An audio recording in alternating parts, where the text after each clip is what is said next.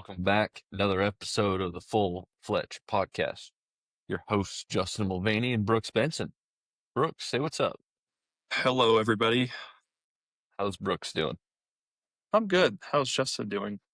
Not too shabby. Not too shabby. We're currently recording on Thursday. No, Wednesday. Wednesday, the 2nd of April. April Shoot, it feels Fool's. like post-April Fool's Day. Dude, I fell for a damn April Fool's post yesterday. I was so pissed at myself. I saw, for you Colorado folks, baseball guys out there, I saw a post that said that the Monforts were going to sell the team that they finally did. And I was like, it's happening. And then immediately I was like, damn it. It's April Fool's. It's never happening. Idiot. Such an idiot. Dummy. Yeah, so that was funny. I think I pretty much stayed off of social media all day yesterday for April Fool's Day. So I never really gave myself a chance to get fooled. Yeah. Go ahead. Sorry. I got the one girl on our crew. Well, she's the horticulture, one of the two horticulture people on our staff. I got her with like a little whatever. She's like, "Oh, what are you working on?" And there's been something that she wanted to get done, and I have to do it because it's irrigation. And I was like, "Oh yeah, I'm doing your thing." And she's like, "What? Really?" I was like, "Yeah, April Fool's. No, we're not doing that." Sorry.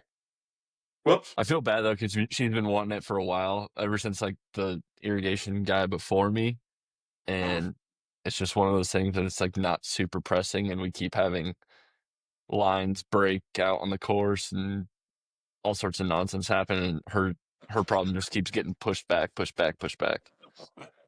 like, sorry. That's tough. Yeah. That was the only April Fool's encounter I had yesterday.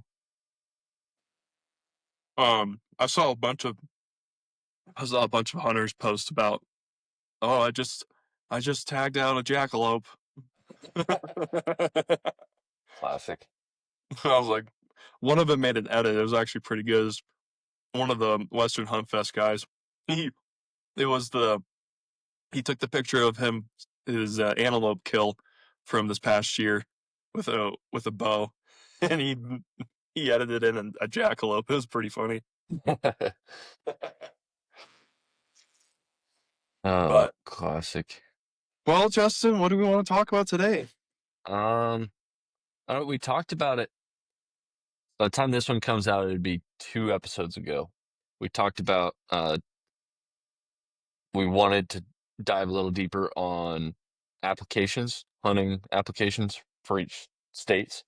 And I figured I would talk about Tennessee, you could talk about Colorado, and since I have some ties with Wyoming, I guess with my dad being up there, and I don't know, it's a border state to Colorado, very similar hunting opportunities, and it is a different process.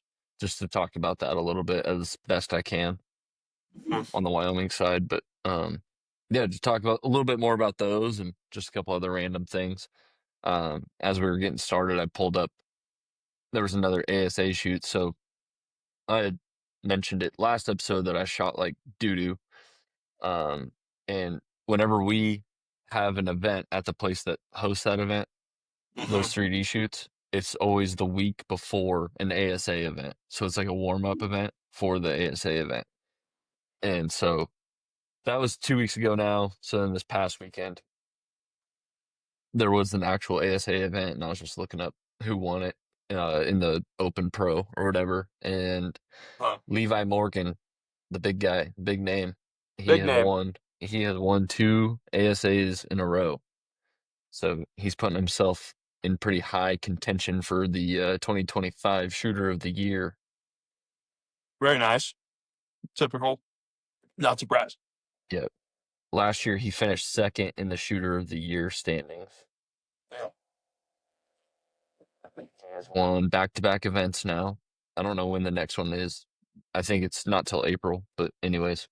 Levi Morgan, big-time shooter. And that's in so Open Pro is the unknown. Mm-hmm. So you don't know the range. You can't use a rangefinder. Okay. And Kyle Douglas won the known pro. He's won a bunch on the known side. Levi Morgan. So it says on here how many 12s they shot, which I believe you get, well, it's over the course of the weekend, but he shot 16 12s just in the over the weekend. And for unknown, that's impressive. That's very impressive. Yeah. The first shoot of the year back in February, he shot 18 12s. He coined almost $1,900 in winnings just for winning that tournament. So that's pretty cool. Gosh. I coined a 12 with the new arrows. Oh, yeah. Yeah, buddy. A Oh, yeah. non-competition, but There you go. That's all right. it was actually kind of funny because this was Saturday. Yeah, this is Saturday, and Chelsea came with me to the range, and I'm shooting the new arrows you sent me, which I'm going to order some more here on Saturday when I get paid. Because I already lost 2, so sick. uh, but I think it was the bedded elk at my range, which is about 55 yards downhill, and like I was like Chelsea was like trying to figure out angles, how to get video and everything. And of course, like there's a guy like walking behind me, so I was like, don't record this one, it's fine. And like literally as he walks by, I shoot and just perfect. I was like, damn it, that wasn't even recorded. but but yeah, that was so Lookout World. I hit a 12. That's awesome. You're on your way. You're on your way to big, great things. And I got the rec specs today. I ordered those, so it's even more over. It's over for the elks and the deers. Yeah, yeah, because I like I kind of read up about shooting with your bow with glasses on and everything, and like my glasses, it's the full what do you call them? Full frame. Full frame, yeah. And I read that if you have the half frame, it's a lot easier to see. So I ended up getting those Oakley Flax XLs or whatever, which will go a lot better for shooting. So Good. shout You'll out be looking H- badass too. oh yeah, shout out HSA. Thank gosh I have that thing. Those are $500, dude. Thank gosh I have HSA. Holy cow. Wild stuff. Wild stuff. Anyways, The other thing, just I guess keep tabs on it. The Tennessee House Bill 1618. That's the one that Senate Bill 1942. Anyways, those aren't the right ones. But the baiting bill has not passed yet. It didn't fail, but they haven't gone to like the final vote. okay. It hasn't. So it hasn't passed or failed, but it's still in limbo. So just wanted to give that a little update. I think so in the little bit that I was on social media yesterday, I was on Facebook, and in the deer hunting groups, people were talking about the bill passed. It's $25 per tag or something like that. And so, and then all of a sudden, like somebody's like, "Oh, I just saw the bill pass. It's gonna be $100 per permit or whatever." It's like, okay, So you no guys one are all, knows. yeah. So, and then everybody kept buying it. Like there were like hundreds of comments every time somebody posted about it passed and it's gonna cost this much, and how crazy is this? And it's like, oh my gosh, people. Well, if you think about it, these days I feel like people just post stuff for engagement farming just because they know like it's bullshit too. They just want the revenue. I mean, I don't blame them. Hey, we all got to make our money. I get it. But I mean, it does get annoying after a while because you're like, dude, that's like completely false. Come on. This one I believe was just in Facebook groups, and people were just wanting to post an April Fool's joke, and it was like the only thing that could actually apply to that group. And so they're like, "Oh, you know what will be funny? We say it passed and say it costs $100 a permit." I guess. Like, And it again, I hasn't moved forgot it on. was the April Fool's. Damn it. My bad. Brooks, come on, stay locked in. Lock in. All right, so yeah, we go back to what we wanted to talk about: tag applications, the application process for different states. Um, I'll start with Tennessee. We'll bounce to Brooks for Colorado, and then we'll come back to me for Wyoming. Just a quick little wrap up, and then we'll kind of compare, contrast which ones we like, how we think maybe we can improve them, or whatever in our totally unprofessional opinions. But Yeah. This is not professional advice. We are amateurs. yeah, So do not like screen record and be like, look at these idiots. this is purely opinion based. For Purely entertainment opinion purposes only. based. All right. So Tennessee, for big games such as deer, bear, turkey, those are pretty much the main ones. We do have elk, but we'll get to that one. Deer, bear, turkey, those are all big game animals that you can buy with I guess you can call it essentially an over-the-counter tag. For resident, non-resident, doesn't matter. And you can buy that over the counter, and you can hunt private land and certain public pieces all season round. There are certain pieces of public that are wildlife management areas that have quota hunts, meaning there's limited number of tags available for that unit, and so you can put in an application for that quota. And there is, to my understanding, there's no uh, preference points. Oh wait, no, I'm sorry. There are preference points that you can build. So if you don't draw one year, it gets added up, and then once your name gets drawn for whatever, it gets your name gets wiped back to zero, kind of like Colorado. So it's not like spending preference points. I believe it's like per unit you build points, so then you can have a greater opportunity in different units, from That's my good. understanding. So I don't know. I haven't ever applied to anything in Tennessee yet, as far as like an elk hunt or anything like that. Elk, you do have to apply, uh, and that's again just like a quota hunt. And there's only a couple areas in Tennessee that have elk anyways, so it's not totally the same as uh, applying for an elk is basically the same as applying for a certain wildlife management area. So they're kind of interchangeable when you talk about those. Um, but yeah, it's like I said, put in your tag. If you get it, you get it. If you don't, you get a preference point built up, and then so on to the next year and the next year. Um, I believe one thing about Tennessee, and it's different than like Wyoming, and I'm not sure about Colorado. If you don't successfully draw, you don't get your money back for that application. So we'll talk about it when we get to Wyoming. But if you don't draw, so you put in X amount of dollars to apply. If you don't draw, you get that money back. So it's Okay. like, okay, but then if you do draw, that money goes towards your tag, if that makes sense. So Makes sense, yeah. it's better than doing it for free, I guess. I don't know.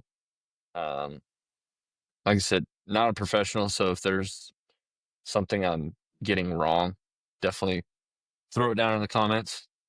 Tell me I'm an idiot. I'll take it like a man. But yeah, Tennessee, super simple. I mean, we also have Sandhill Crane application, for certain units and stuff like that. You can hunt sandhill crane, and like I said, that there's draws for duck hunting and stuff like that, getting blinds, certain blinds and pits or whatever to hunt out of. But that's basically, that's more like a lottery type deal. You put your name in. I don't believe it's a lottery or a preference point system. I believe that's more of a true lottery. Okay, So, gotcha. um, you put your name in and you're like, I want blind number 12 on this lake or whatever in this wildlife management area. And then you're either drawn or you're not. And there's no preference. Oh, well, next year you'll have your name in the hat twice or anything like that. Gotcha. So, yeah, Tennessee, you put in, if you don't get drawn, you get preference points built up. So then you get essentially your name in the hat multiple times the next year until you're drawn for whatever you're drawing for. And then you go back to zero, try again. Um, I don't know the percentage of success, like what the success rate on drawing an elk tag in Tennessee is. I'm gonna guess it's really low. Um, I'll look it up here, but I don't know. Is there what do you got on Tennessee there? I mean, I feel like they kind of have it nailed down. And it's pretty They're cut and just, dry, simple. yeah, I mean, pretty simple. It's not like Western states for sure. Um, Western states can get pretty complicated, but yeah, I think it's pretty cut and dry, and it makes sense that there's very little elk tags out in Tennessee. I mean, there's obviously there's elk, but there's only so many, which we could probably look up how much, what's the population of elk in Tennessee. Well, so I just pulled it up. I don't know what the population of elk is, but there are only 19 permit. Oh yeah. The quota is 19 for the whole state. So you get 17 are allocated for general elk, which includes gun, rifle, muzzleloader, and archery. So in all three ways of hunting, weapons, I guess you could say, for all three types, you have 17 permits there. Then you have one permit is designated specifically for a resident young sportsman. So somebody age 13 to 16. So one youth gets drawn, and I believe it's the same thing. You can use whatever firearm or weapon you want for a youth. And then let me see here. One permit is donated to a qualifying nonprofit wildlife conservation organization, typically raffled off through the Tennessee Conservation Raffle, presented by the TW or Tennessee Wildlife Resources Foundation. Okay. So that would just go to like some fundraiser event, and kind of how you have the governor's tag for, which we've talked about that a little bit for like sheep and things like that in those Western states. It's kind of like a governor's tag, but not. It's just a one tag allocated for a fundraiser type event. So kind of the same thing, but it's not labeled as a governor's tag per se. Yes. So I just looked it up. The population is around 400 to 450 for elk in Tennessee, and they were reintroduced to Tennessee in 2000 after being wiped out in the mid 1800s due to overhunting. Yeah, we were talking about that too before we hit record of, the wildlife conservation model in the United States has, once it was implemented, has saved the opportunities to hunt, because there were a lot of critters out there that were on the brink of total, like, entire extinction, not just like extinct from a certain area. And you can't find them here, but if you go a couple states over, you might be able to find a few, like, Right. especially like bison, buffalo, whatever, however you want to call them. like Brooks was talking about, that'd be cool to be able to hunt one eventually. Um, Mhm. yeah, like those things were like almost a week away from being extinct. Like Yeah. one good hunting party away from taking them all out. And so once the conservation model kicked in and was implemented, obviously to save wildlife and big game animals, definitely awesome to now be able to have those opportunities and rebuild some populations of animals that, are more notable, such as elk. Yeah. Yeah, because there was, I mean, I think I heard, I mean, maybe on a podcast or something, I heard it that there was just elk everywhere in the United States. And then obviously just people back in the day, people need to eat. So there was no conservation and they're just killing anything and everything. And like, I get the argument, like what I kind of said before this, I get the argument that, oh, we're essentially buying back our right to eat and hunt our food. But there's so many people, there's 300 million people in the United States. Like if we don't like try to sorry, I'm blanking right now.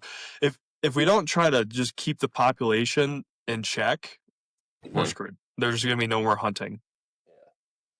For sure. So so I know that it's a very I don't know. I mean, I get libertarians are like, "Oh, we shouldn't have a permit to hunt." I'm like, no, well, yes, I get that, but do you want to hunt the rest of your life or Right. Do you want like your kids to be able to hunt, right? Yeah, so on and so like forth? Generationally speaking, do you want it to end with you or continue with the future? yeah.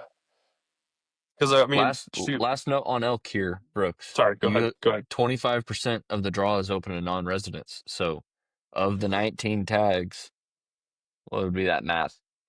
Five, four, 4.5 of the tags are allocated for a potential non-resident to draw. Let's go. Looks like I'm coming to Tennessee.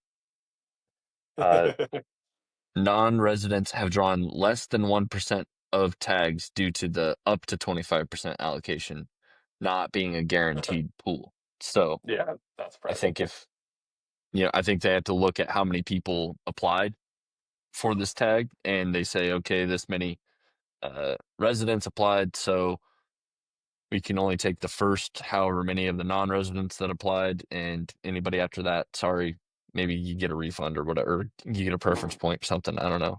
You automatically are disqualified. Goodbye. Yeah, it looks like the primary location is North Cumberland Wildlife Management Area near Knoxville. Or you can hunt it in private land. But there's basically one, two, three, four, 5 counties. Only five Yeah. counties that you can hunt on private land. I mean, it's not like you're gonna come out here to Nashville and try to hunt for elk because you're not gonna see them. So you're gonna be over in those counties anyways to try. And yeah, I was in the Nash or not Nashville, the Tennessee Deer Hunters page on Facebook a lot in like this past season. And from my understanding, a lot of people like when they draw it, they like immediately book a guide because it's like I'm not wasting time and this opportunity to not get a chance. And so they like immediately get a guide and they're like, all right, help me out here. Like I drew the tag of a lifetime basically. Help me Yeah. get one because I want to be able to Yeah. say I shot an elk in Tennessee. I don't blame him. I'd probably do the same thing. Yeah, I just wouldn't apply. I would just go over to a state that has a higher population, maybe a better chance to get them. I don't know. That's it. Maybe that's okay. Maybe that's just me. That's just maybe But that wraps it up for Tennessee there. Tennessee. Yeah. So Tell us a little bit about the Colorado. Did you apply for all your stuff for Colorado? Or did you Yep, forget? I didn't forget. I applied. So I put down a preference point for. So I applied for. I will say I applied for the buck, or it's actually an either sex tag. Um, for uh, the my coworker's land over here for that unit. I mean, I don't know if I'll get it or not. I we'll see. But because I have 0 preference points, so if I don't get it, whatever. But yeah, I put preference points down for elk, obviously deer, uh, moose, Rocky Mountain bighorn sheep, pronghorn, bear. Is that it? I want to say that's it. Let me double check. Sorry. And mountain goat. So I put at least a preference point in for all those because my dumbass did not apply last year, and so I did not get preference points. Like so, oh well. But yeah, so for Colorado, for at least resident, if you just buy the preference point, I mean, if you apply, it's $8 per application, so $8 per species. So it's not bad at all. I don't know about non-resident. I have to look that up. I'm assuming it's probably a little bit more since it's not a resident. Um, but yeah, I kind of like thought like, dude, should I apply for pronghorn and bear? Because there's just so many OTC opportunities out here. And I just said, yeah, why not? You know, never know. Maybe one day there's a big time bear hunt that I have enough preference points for, and I draw it. And so Trophy um, Colorado bear. yeah, exactly. So yeah, you have to. So I guess if you're watching this, well, applications are closed. So it went from March 1st to April 1st, and it ended so yesterday at 8 p.m. So that's the primary draw. There is a secondary draw in June, but you cannot get preference points from the secondary draw. Um, so I'm trying to think what else here. Oh, you With have with leftover tags. yeah, with leftovers That's what the for the secondary one secondary. is.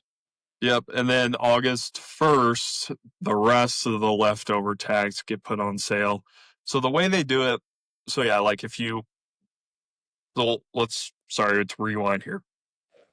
So put in for your tag that you want, and if you get it, they automatically take the money out of your account. Now you can give it back still. So like I knew a guy last year, I want to say he drew like 4 or 5 tags. Oh man. Uh, yeah, last year I was like, geez, dude. But I think, I don't quote me on this, but if I get this wrong, I think he said he had to return at least 1 or 2 because he's like, there's no way I could do this. Just Yeah, time and money and time and money. resources. Yeah. He's like, it's great, but I don't know if I can even do this. Yeah. Which he got a freaking badass buck mule deer. Like that thing was massive. That was cool. Um, and so yeah, if you want to give it back, you can give it back if for some reason and I think you do get your money back for it. Exchange for probably a preference point. Reference point, I believe, yeah. Now, don't quote me. I would have to look that up. I could be wrong. That makes But sense though. yeah.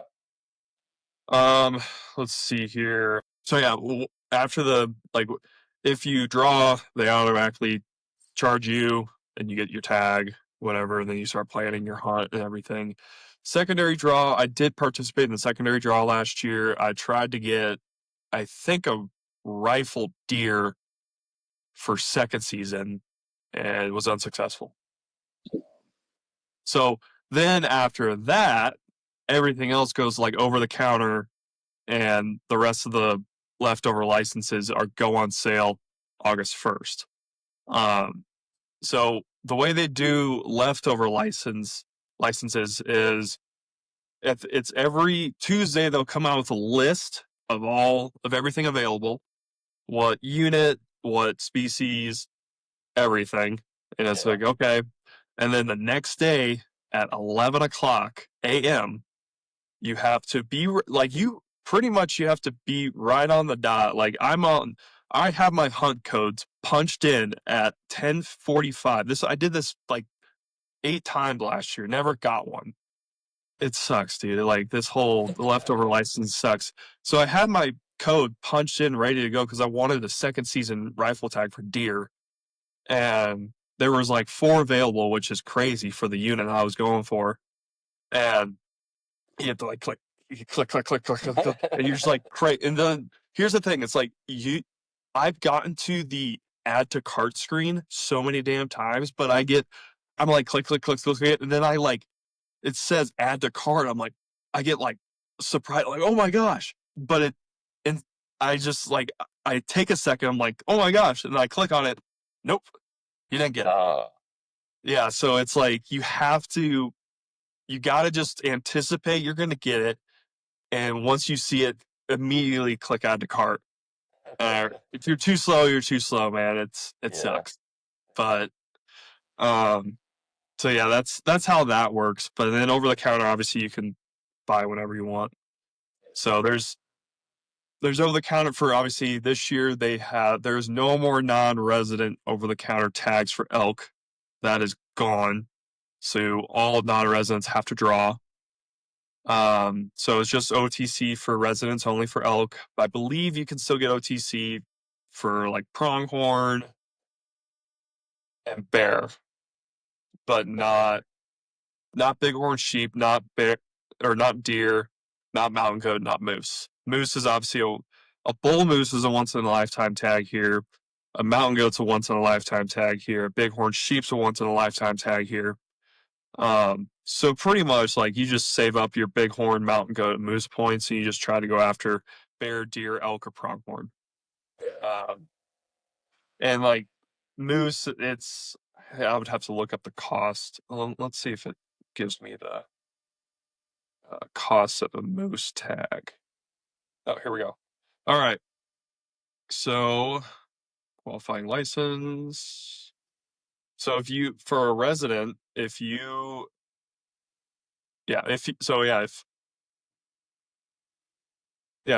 for a resident, if you draw a moose tag, it's $375. Yeah, a lot of money. Um, doesn't say non. I don't know. Where's non-resident? Let's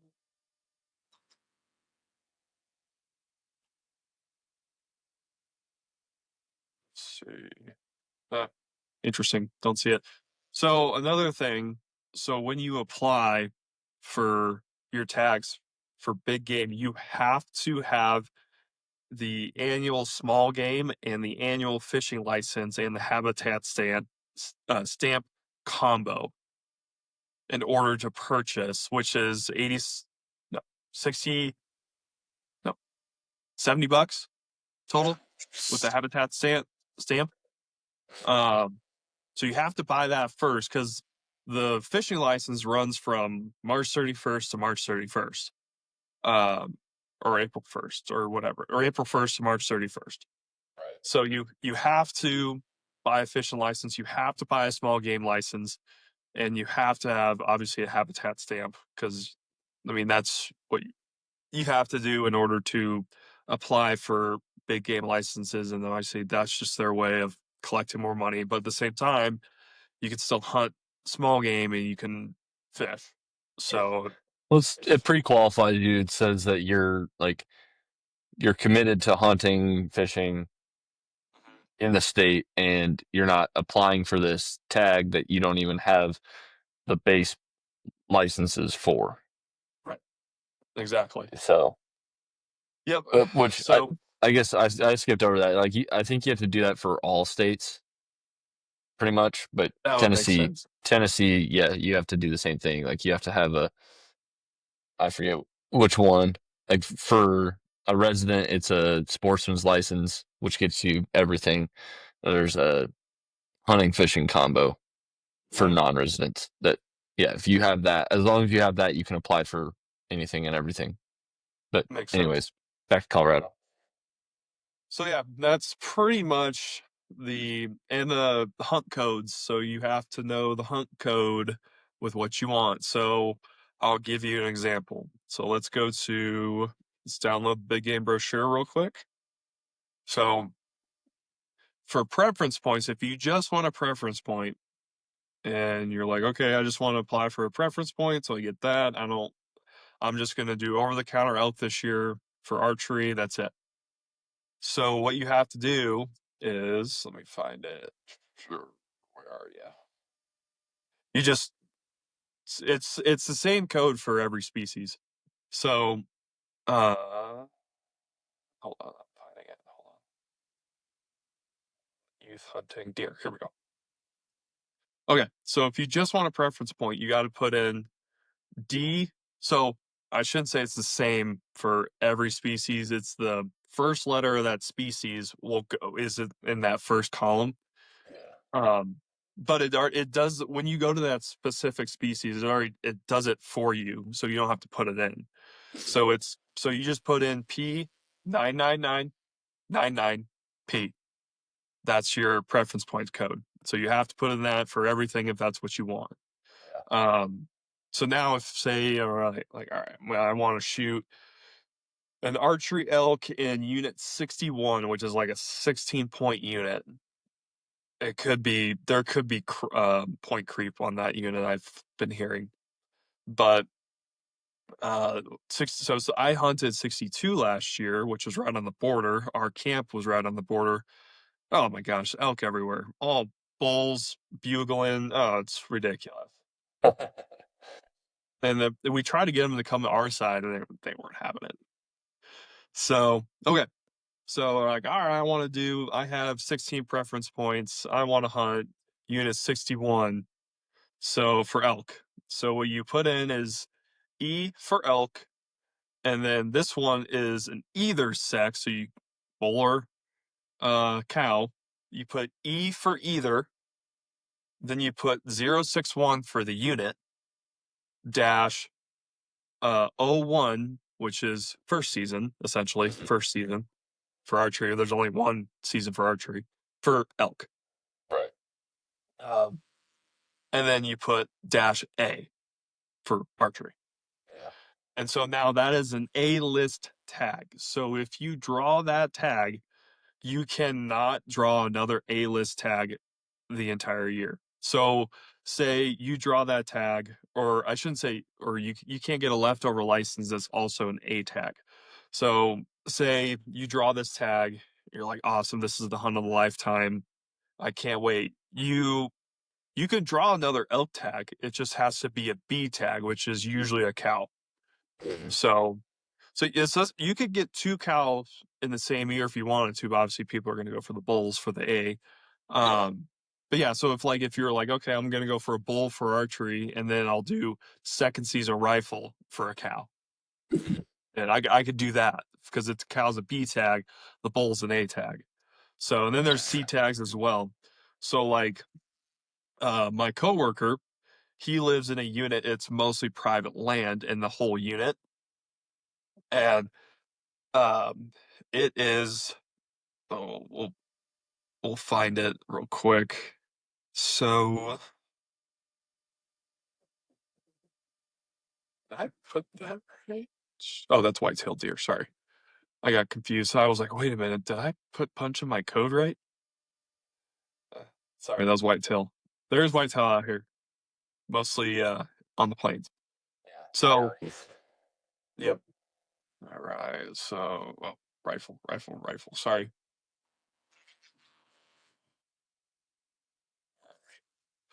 Where are you? Oh, past it. Okay. So, for it is unit 104 here. And so there's different types of tags for 104 if you want to do rifle. So you could do it's mostly A-list tags, but from October 1st all the way through December 31st, there's a C tag for a doe, um, which you can. I think the quota is like 400 plus on them, but there's so much private land out there, and it's mostly like residential type of land that you can easily pick up a C tag for that. So if you want to just put meat in the freezer, I could just go right to my coworker's land, shoot a deer, call good. Um, yeah, because like, yep.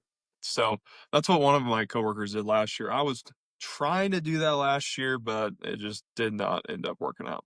And I think you could still do an archery, or still shoot a doe with archery with that C tag, which honestly is probably more preferred anyway in that area, if I'm being honest.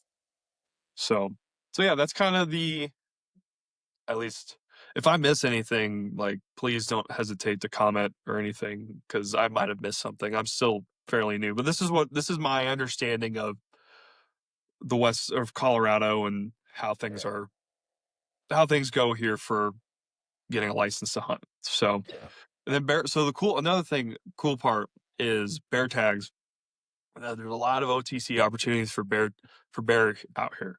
So you could literally go to Cabela's, pick up your elk OTC tag, and you could be like, oh, I want a bear OTC tag as well. But you have to, whatever unit you go into for elk, obviously you have to be an OTC unit for elk. You also have to make sure that unit is OTC for bear as well. Because if it's not and you shoot a bear, well, looks like you're screwed. So, Right. but there is a lot. Let's scroll down. Let's find bear real quick. A lot of opportunity for bear for over the counter, but you never really see them. That's the thing is like, that's why there's so many over the counter opportunities is you really never see them. I haven't seen a bear yet. I mean, I've only hunted 2 years. So, it's pronghorn. I love to shoot a pronghorn with a bow. Love it. Oh, here we go, bear. I had pulled up, or I searched it, whatever. So Grok gave me some info on Colorado bear, Uh-huh. saying the OTC licenses are unlimited in quantity, but only allowed in certain units, seasons, and conditions. So, Okay. kind of like what you're saying, like you got to be in a certain unit. Um, if you're hunting elk and you're like, oh, if I happen to see a bear, you just got to make sure you're in the right unit for something where you can do both, and then Yep. um, make sure that you're in the right season for bear season versus obviously you don't want to do it outside of bear season, or if you're hunting with a bow and it's not bow season, um, you know, making sure everything lines up. But for resident, $61 per bear license,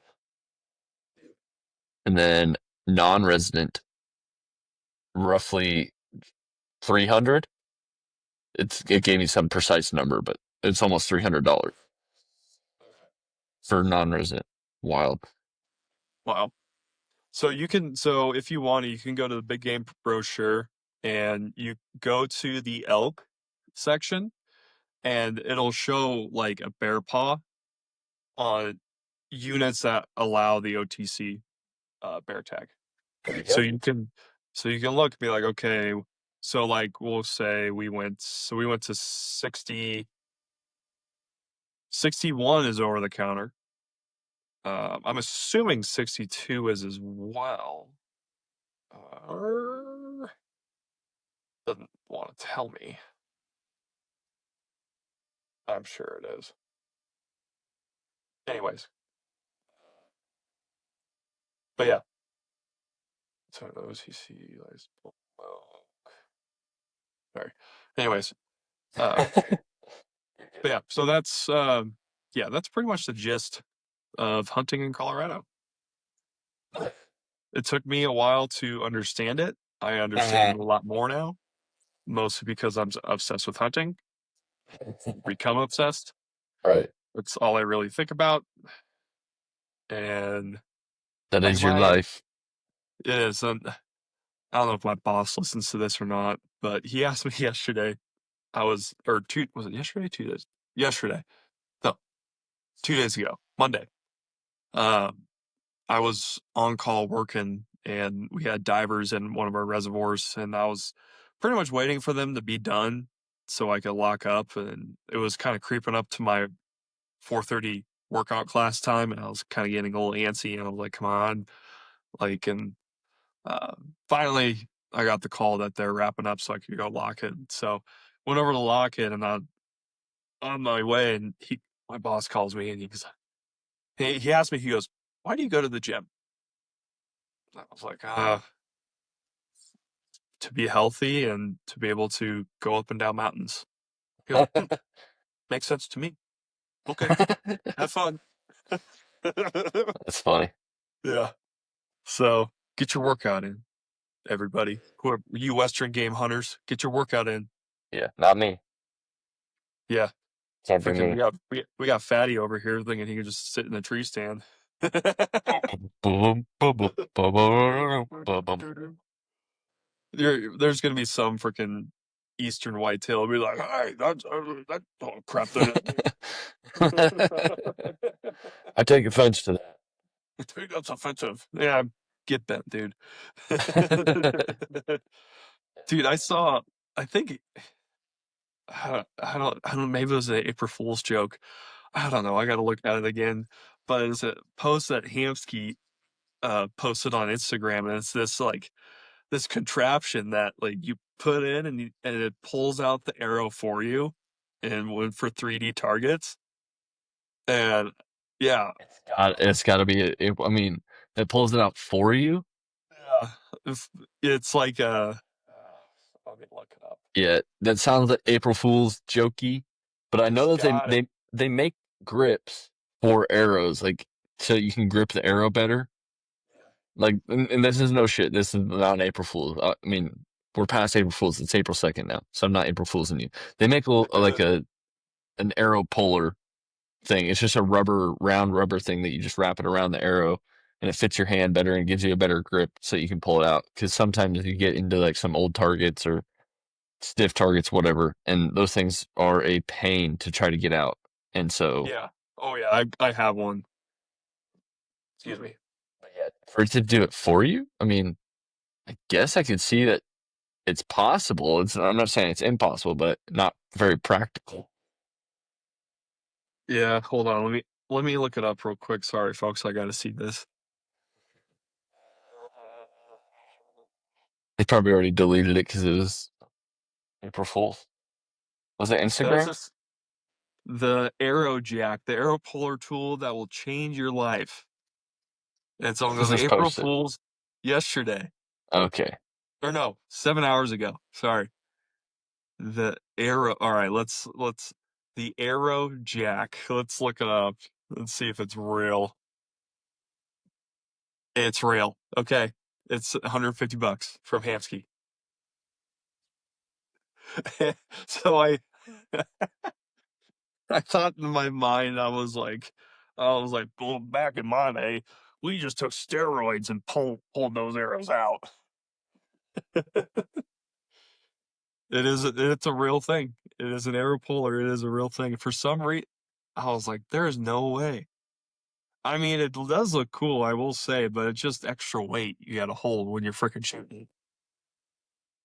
But it is. I mean, I'll say I'll give him that. Are you looking it up as well? Yeah, I'm looking at it. Huh. Someone says love it, but the price is nuts. Maybe someday. They sell a holster for $20. Hey, there we go. It basically looks like a Leatherman. You know what a Leatherman tool thing, like multi-tool Oh, yeah, yeah. with the knives and screwdrivers and pliers and scissors. Okay, yeah. Um, I it's think at least basically they a give you a Leatherman holster. pouch for $20, How and it's about like that? it's not even like nice. That's just for Yeah. the holster of that device thing that you're talking about, of the Arrow Yeah. Jack Arrow Puller. 100, or you could just go to Amazon and buy a $7 one and call it good. That's what I did. I was I just will. reading briefly on this Arrow Jack, and it says it's in case you have a damaged or arrow with missing parts in the target, it's safer to pull it out or something like that. Oh, okay. I mean, it kind of makes sense because I will say I have pulled out some arrows lately that were if I probably would have pulled them out a little nicer, they probably wouldn't have got damaged. So The big point here, the arrow jack eliminates the need to hand twist arrows to break the bond from the target, reducing the stress on carbon arrow shafts. it makes sense to me. Or just be like Brooks and go to the gym. Jim, stop being a bitch. We'll breeze through Wyoming here real quick. I kind of want to get to it now. At first, I was like, well, maybe if we get to a point where it's like, it's not a big deal. If you're from Wyoming, you already know, and maybe not very many people are interested in Wyoming. But I found a few things I am. that I'm I want interested in to Wyoming. talk about. You're going to be interested in it because we'll get there, but it'll be a great opportunity for both of us. All right, so same thing that Brooks was saying. You have to have, your general licenses, elk, deer, antelope, whatever you're going for. You have to have your general licenses and a conservation stamp, which is 2150 in order to apply. When you apply, you pay the full license fee plus a non-refundable application fee, and then you get refund if you don't draw. So that's for your draw ones. So I, bel I believe everything's on a draw system. I don't think they have over the counter. And I'm at least for bull elk. That could be wrong. Um, anyways, I'm pretty sure you're right about that. um, so that's kind of how the gist of it works. However, there is an additional method, and it's called party applications, and we'll get to that. So you can just put your name in, Brooks Benson, wanting to draw a bull elk tag, archery bull tag from whatever unit, and put it in. You either draw it and if you get it, you get it. You pay your fees, license, all that stuff like that. Uh, then you can go hunt it. If you don't get it, uh, you get your refund on whatever your fees are, and then or license fees, whatever. If you don't draw it, and then you get your essentially kind of like how Tennessee works, where you get a preference point built up for the next year. Your name gets drawn into the hat an additional time, as opposed to preference points that you buy, like Colorado. You just you either get it or you don't. If you don't get it, you get your name in the hat an additional time the following time that you apply. Gotcha. So Oh, now with that, hold on. go ahead. There is over the counter for residents. Residents only over the counter. So that's I think that's now how every state is gonna do it, where anything over the counter is gonna be resident only for at least for elk. Um, in states that have an abundance, not including Tennessee states as such. So now where the points really matter, like Brooks was saying, I mean, we've mentioned it. There's some units that it requires more points, more preference points to actually be able to apply and draw from a certain unit. And so that's not the case, it seems, in Wyoming. Like I said, you can't really buy preference points. You either get the tag or you get a preference point. There's like no in between. Um, Preference points for non-residents, 75% of limited quota tags go to those with the most points. And then after that, 25% are random. So, somebody who has taken 5 years, hasn't drawn, their name is more likely to get pulled in the first 3 quarters of the draw. And then the last quarter of it, it's open to everybody, Okay.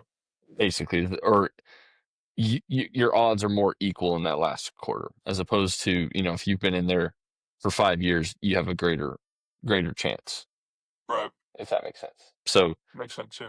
I don't know exactly how the drawing actually works for all these states. Like, I think it's just a random generator, computer generated system that it just says, oh, this person has their name in it, and we pulled it. Good, you got one.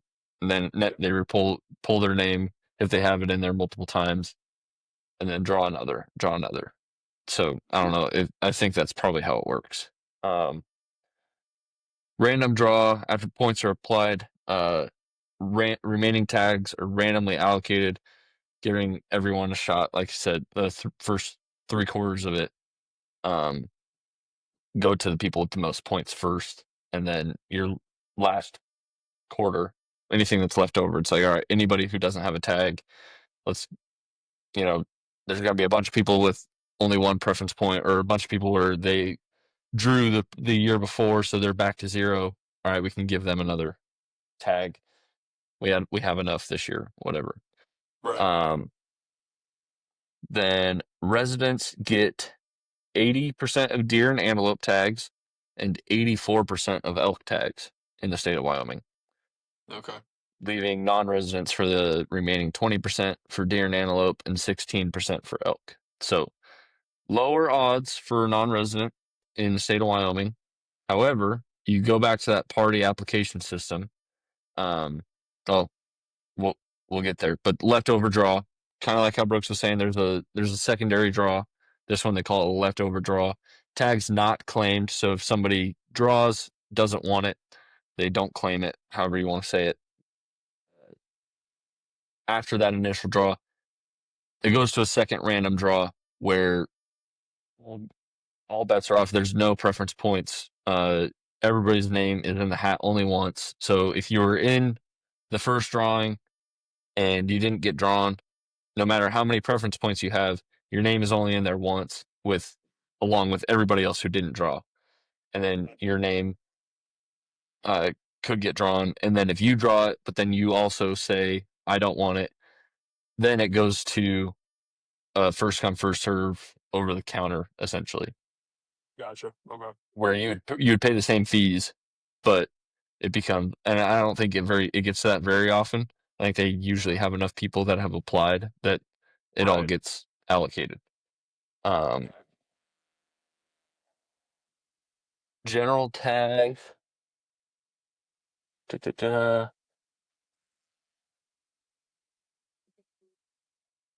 For general tags, almost $700 for elk, and then almost $2,000. This is for non-residents. $700 for general, kind of multi-unit or popular unit, heavy population unit, and then special draw tags can be um, up to $2,000 for the tag, which is That's up there. deer and antelope non-resident, $380 to $330, or to $830 for deer, $330 to $615 for antelope. So it can get expensive for a non-resident up there. They also have moose, bighorn sheep, mountain goat, bison. They do have bison. All Yeah, sorts of cool stuff. I watched a really cool video on YouTube. I'll have to find it and send it to you. It was I think it was titled like On the Line or something like that, because the guy was trying to get a buffalo that was bordering public land and the Teton National Park. Yeah. It was really cool. He did a really good job filming it, and it was like he shot that thing barely over the line on public land. Like he was like inches from national park. Oh man, that's Yeah, nuts. it was only like a 30-minute video. It was really cool. I'll have to find it. See, now this is saying non-residents can buy preference points between July 1 and November 1 if they weren't successful in the draw. So maybe that's just for non-residents. Maybe residents get automatically put in for a preference point system. Non-residents, you have to buy your preference points, possibly. Okay, interesting. A little fuzzy there. Like I said, I haven't really done the whole application thing in Wyoming. I want to, especially because my dad lives up there, and it would be affordable for him, and we have connections with people. They would tell us where to go, where to apply. He would probably know, but I don't know, people who are much more well versed in the elk world up there, they'd be able to give us a better clue. Right. So now, getting to my point earlier with the party application. So, say Brooks, my dad, and I all wanted to go on an elk hunt in Wyoming. I guess you could call it a way of increasing our odds. However, it's not totally. So, what we can do is you go in, and when you're applying, you can either apply as an individual or you can apply as a group or as a party, I guess they can call it. So, say my dad was in charge of it. He goes in, he sets up the party, sends us, you and I, both an identification number, party ID number, or whatever. You go in, put in that party ID, and then you put in all of your information on what tags you want, so on and so forth. And then from there, all of our preference points. So say we do it, 2 years from now, and we've built up, each of us have 2 preference points. He has like, who knows how many preference points for elk, if he has any. I'm sure he does. But so those numbers get averaged out. So for elk, you can have up to 6 people in a party. So, say we'll stick to our case where say he has 5 points, you and I, or 6 points, you and I each have 2 points. So 6, 2, and 2, whatever that math is, 10 divided by 3, it roughly comes out to like 3 to 4 preference points a person. So instead of his name being in there 6 times and our names being in there 2 times, all of us get in like 4 times, basically, or 3 times. I don't know how the rounding works on an odd number of party groups with an even number of preference points, but it averages out. And from there, if one person draws, all 3 get a tag. No, okay, that's cool. Yeah, so say Brooks's name actually gets drawn. My dad and I both end up getting a tag along with Brooks. So we're not just like, oh, all right, we're going on Brooks's hunt. It's like, okay, Brooks drew, but since he drew, now we all 3 get a tag, and when we go hunting, we can all 3 harvest or attempt to That's very harvest cool. an elk. So you don't, it makes it for when you're planning a trip, and that's kind of the whole point, is make it more of like a destination type thing. Right.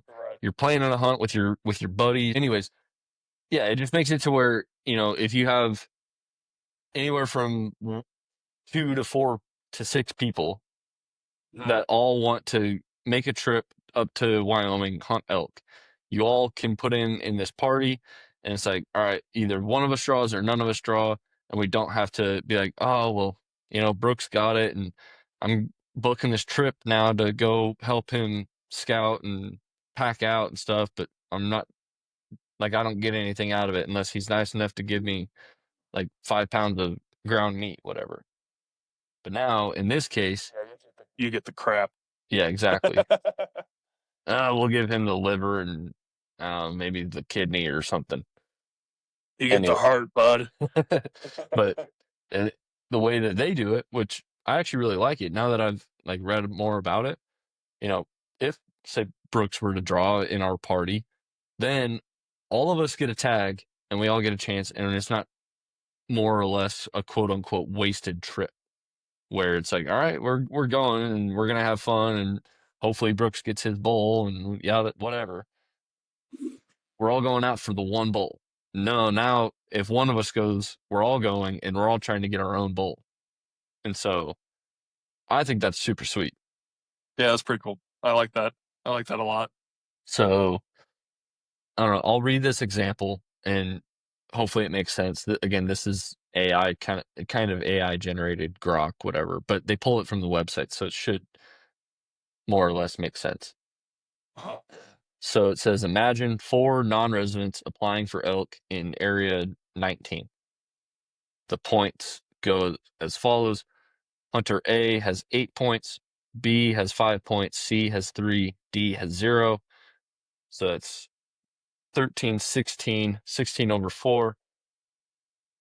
Between the 4 people, the average is out to 4 points per person. So each of their names gets thrown in 4 times. They apply as a party by January 31st. So obviously we've missed that deadline for this year. We'd have to do it next year for us in the real life. Um, in the preference draw, they compete against each other with 4-point averages. If Area 19 has 10 tags and their number ranks high enough, all 4 get the tags, assuming at least 4 tags remain when their number is picked. If unsuccessful, they enter the random draw as a single unit, like individually. If still no luck, you can buy a point later, but you can buy your preference point. Okay. Good to know. So, Sweet. you kind of want to, this is where that Go Hunt app would kind of help to be like, okay, what units have a high draw rate where, they have a high number of tags available and we have a high draw rate. And then we can be able to be like, all right, we really want to go. It doesn't really matter where. Let's just get in and get something drawn. As far as a party tag, then everybody can go. Everybody can get a bowl. Yeah. So, um, but like it in the example, if you get through that primary draw and nobody gets drawn, then you go to that secondary draw, and if one gets drawn, then only that one goes. Okay. So it's not all or nothing all the way through.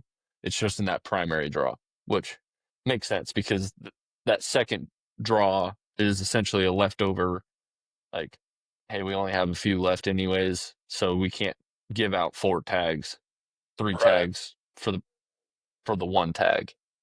Mhm. That's I pretty like that. cool. Yeah, I I like that a like lot. that for a state that's able to do that. Like, it'd be cool if Colorado would do something like that. Um, you know, we haven't even gotten into Utah, Arizona, New Mexico, Montana, Nevada, other elk states. I don't know if they have anything like that, but I like the idea. Um, it'd be cool to have something like that for like Kansas, for whitetail, Yeah, Iowa, that'd be cool. things like that. Um, Because there's so much out there. yeah. So I don't know. I like that idea, and to make it more of a, we're all applying because we all want to go and we all want to get an animal. Yeah. And yeah, great if one guy gets his drawn, then yeah, maybe one or two of us can go along with him and we'll have fun. We were planning on it anyways, but it just makes it better for everybody to have a chance. If one gets it, then not everybody gets it. So I like that idea. Obviously, you can't make it to where everybody draws all the time, but it's cool. I like it. I like it too. So we'll have to remember that. Maybe start putting in applications for next year. Yeah. Oh, absolutely. Since it's so, I mean, close for me, it's still kind of a haul for you, but your parents are up there, so it makes it easy. It's a flight and a drive. Pick me up on the Yep. way. Oh, deal. So yeah, that'd be cool. That'd be a cool one. Um, so yeah, well, I've missed the boat on applying.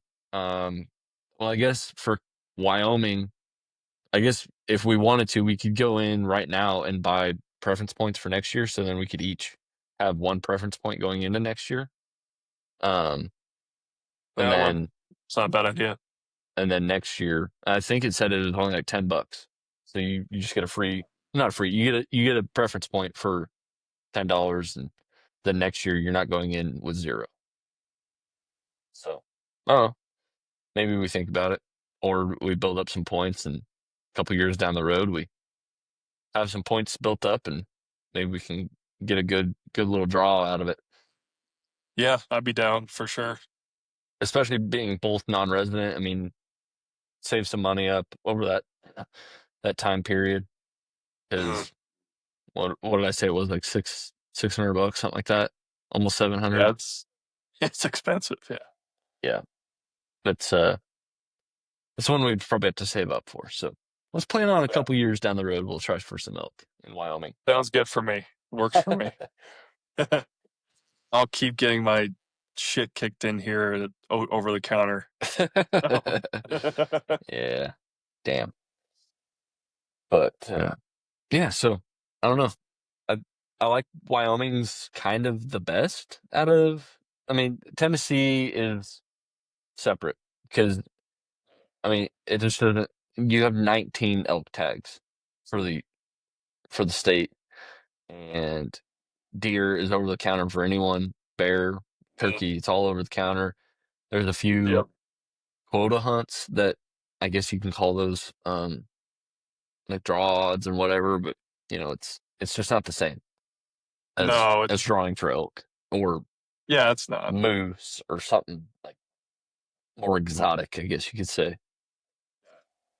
It's pretty basic, deer, turkey, bear, pretty basic, and Yeah. 17 and 19 elk, 17 of which are anybody, one of which is a youth, and one person you can pay as much money as you want for if you win it in the raffle.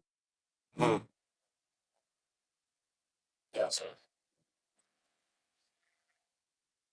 Yeah, well, that's pretty oh, cool information there. I don't know. yeah.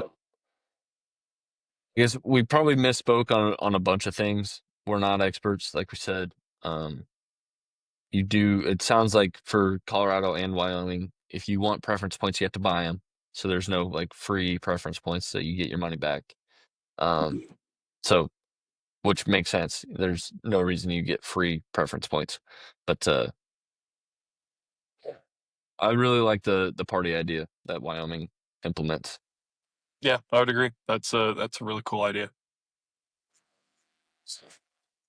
All right, Brooks. Well, I think that'll about wrap her up. You got any closing thoughts for us? Uh, I don't think so. Don't forget to shoot your bow. Season's Shoot your gonna be bow. here before you know it. Yeah, I need to shoot a little bit more again. I'm not concerned about my 20 and 30, especially for turkey. I'm probably not going to try to take anything past the 20 anyways. I'd be Mhm. surprised if we had even a shot opportunity past 20 on a turkey, but um I don't know. I need to practice sitting down because I think we're gonna do it out of Tanner has a like a blind, Oh, nice. like a full enclosed blind. We have Yeah. the blind that we use for duck, where it's just like a front panel blind, and there's no roof or anything like that.